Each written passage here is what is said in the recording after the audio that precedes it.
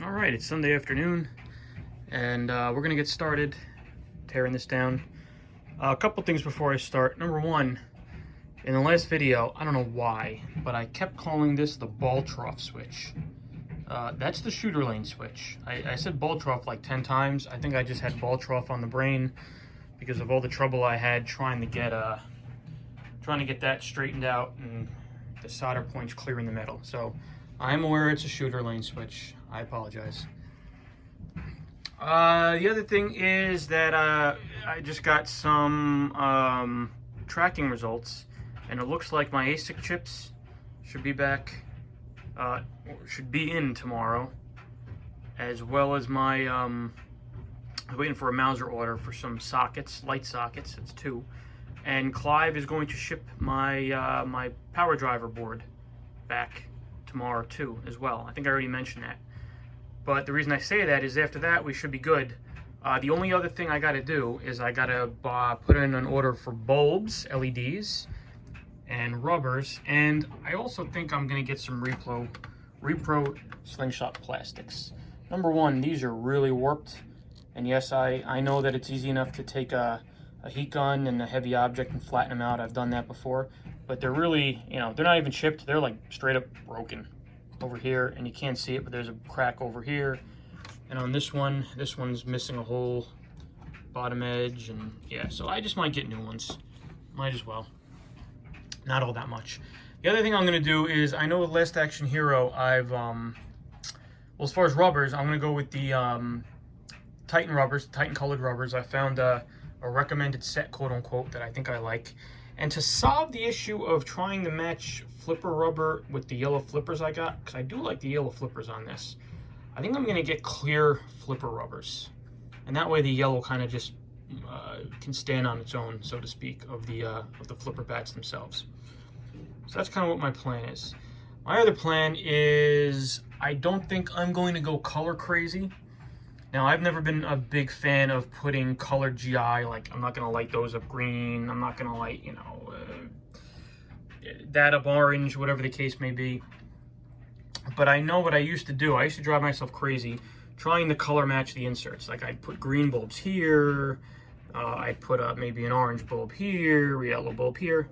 I think what I'm going to do is I'm just going to go with sunlight LEDs. Sunlight LEDs. The inserts, I think I will do clear, and then the GI I'll do frosted. The 2 SMD sunlights. If you don't know, sunlight LEDs, used to be you had warm white and cool white, or warm white and natural white, whatever you want to call it. They have a middle ground, which is sunlight, because the warm white's too warm and the cool white's too cool. The sunlight's a nice middle ground, and I think I'm just going to use those everywhere. In the back box, here, quite frankly, I never really saw a huge difference putting a colored LED in a colored insert. Maybe a little bit, but not enough really to drive myself crazy about it.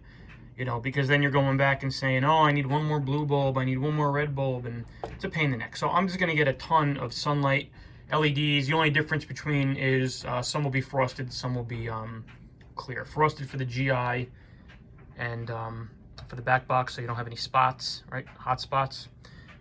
And the clear will be for the inserts. So that's my plan. Yeah, as well as some flashers and everything, but I think I have flashers left over. So, with that said, I also need to get some star posts. I like the orange star posts here. I don't know if those are original or if somebody put the orange in later, but I like the orange, so we're going to get new orange ones. Usually I just clean these up, but these are cracked and just beat the hell. You know, and for what a star post costs, I mean, come on. They're nothing. They're pennies. Pennies. So that's my plan. So just wanted to preface it with that. And when we come back, I am going to start tearing this down. I'm first going to take a whole bunch of good pictures, number one. If you're watching this and you've never done this before, I'm going to take a whole bunch of good pictures, close up, far away, overall shots. If I come to a part of the playfield that, you know, is like 3 layers deep, what I mean by that is something like this, right? I got a plastic on top, then I got a ramp, then I got stuff going on underneath it. I take a picture of this off, then the other stuff off, then the other stuff off, so I could always retrace my steps. Some people say they take a video of themselves doing it, and that way they can follow the video. I really don't want to do that. Getting in the way of the camera, you don't know, you know, if you're able to see what you're doing or not when you have the camera over there, and I don't feel like making a 45-minute video, half-hour video, whatever it's going to be on my phone, and then keeping that around. So I'm just going to take pictures. Last but not least, I kind of realized something last night when I was uploading the last video. I think part 4, I think it is, the last one I did. And I looked around YouTube. I'm shocked that there's not more videos of someone doing a refurb on an Indiana Jones. Now, I say refurb because if you watch my other videos, I'm very careful not to call what I do a restoration. Restoration to me means you're making this thing look like it came out of the factory. You know, new or better than new. I'm not doing that. If you hadn't realized that already. I am just doing a refurb of things. I'm making it cleaner, nicer, and obviously fully playable. A restore would be putting new decals on, maybe painting the head, taking that stuff off, clear coating the playfield, whatever the case may be. I'm not doing that. This is a refurb. So if you're looking for like a high quality restoration, you might as well stop watching my videos now. I'm just gonna make it nicer than it was. And I digress, but I guess I'm the first one to do that on YouTube, which is kind of cool. The 3 or 4 people watch my videos can enjoy that. There was some guy who looks like he posted a part 1 and it's a bunch of pictures, and that video is going to come in handy because that's a lot of nice documented shots of the playfield. So thank you whoever did that. But yeah, so I guess I'm breaking a little bit of ground here for what it's worth. So anyway, that's it. When we come back, I'll start showing you me tearing. I'll start showing you me tearing it down. Yeah, that sounds about right. All right, we'll be back. All right, we're pretty much dug into the top right. Not too bad. There's our pile of stuff. I'm trying to keep things not exactly where they're supposed to go, but in the general area. There's a lot, layered plastics and everything. I took pictures as I took them off, so should be able to figure out where everything goes with not too much problem. You never know. So here we go. Yeah, I've seen dirtier, to be honest with you. I mean, this is pretty bad, but I've seen worse. Yeah, look at this rubber. Oh boy.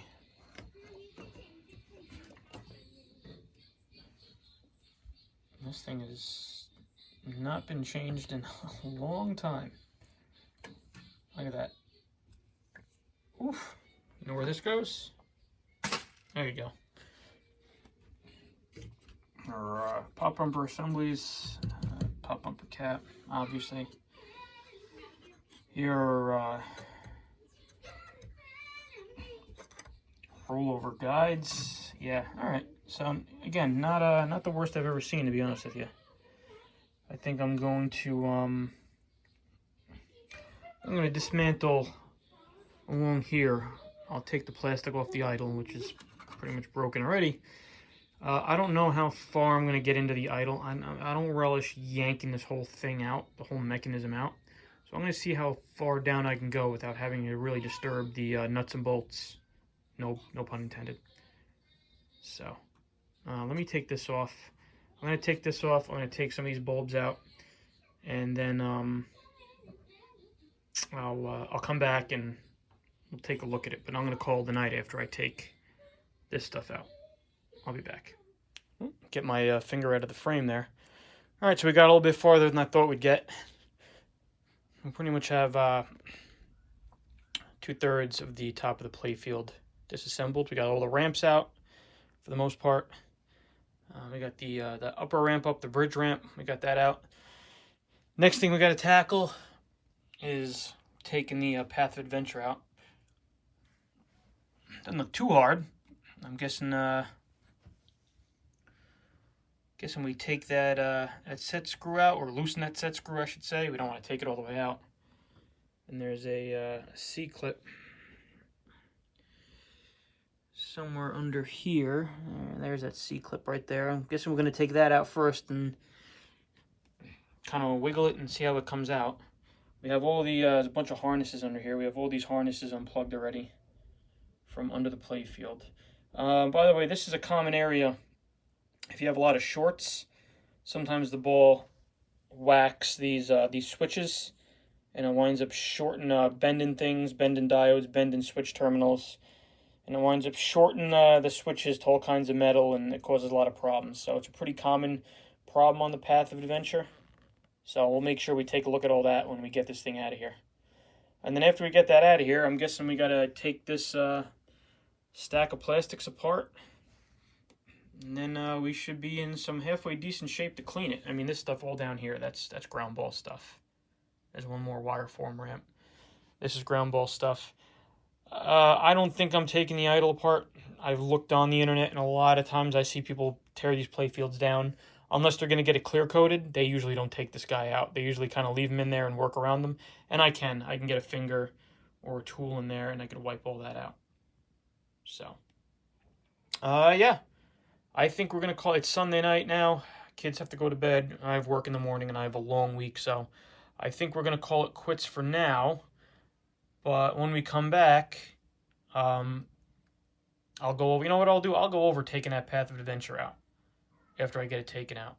So, in case anyone needs to do that later. Everything else, I mean, hasn't been anything special anywhere else in the playfield.